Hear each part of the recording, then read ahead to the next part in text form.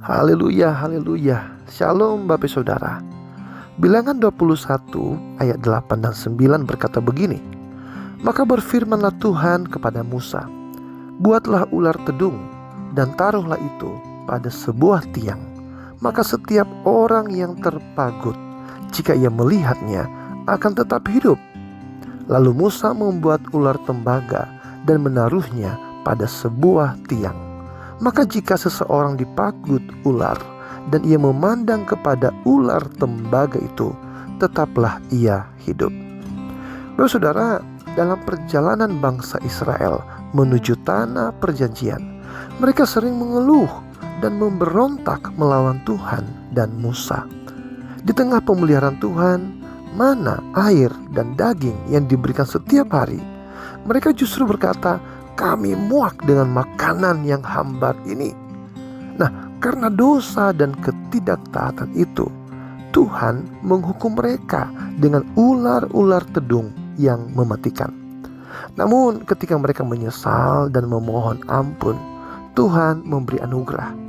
Tuhan memerintahkan Musa membuat ular dari tembaga dan menaruhnya di atas tiang. Siapapun yang memandangnya akan hidup. Bapak Saudara, ular tembaga itu melambangkan kasih karunia Tuhan. Melalui kisah ini, kita diteguhkan bahwa di tengah hukuman sekalipun, ada jalan keselamatan yang disediakan bagi mereka yang mau percaya.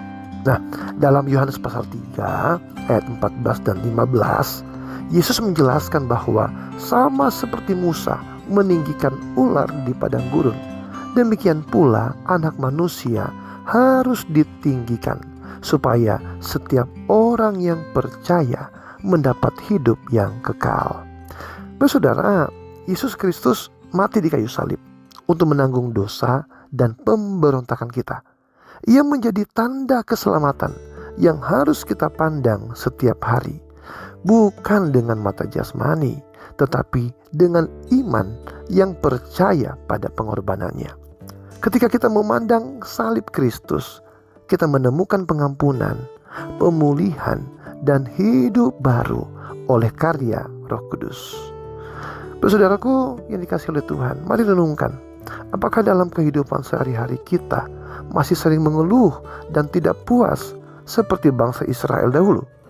Ataukah kita belajar bersyukur melihat kasih Tuhan yang telah menyelamatkan kita? Jika hidup kita terus diubahkan oleh kasih Kristus, orang lain pun akan melihat terang itu melalui sikap dan perkataan kita. Karena itu saudaraku, mari mulai hari ini kita menatap kepada salib Kristus, sumber kehidupan, pemulihan, dan kasih yang kekal. Tuhan Yesus memberkati. Shalom.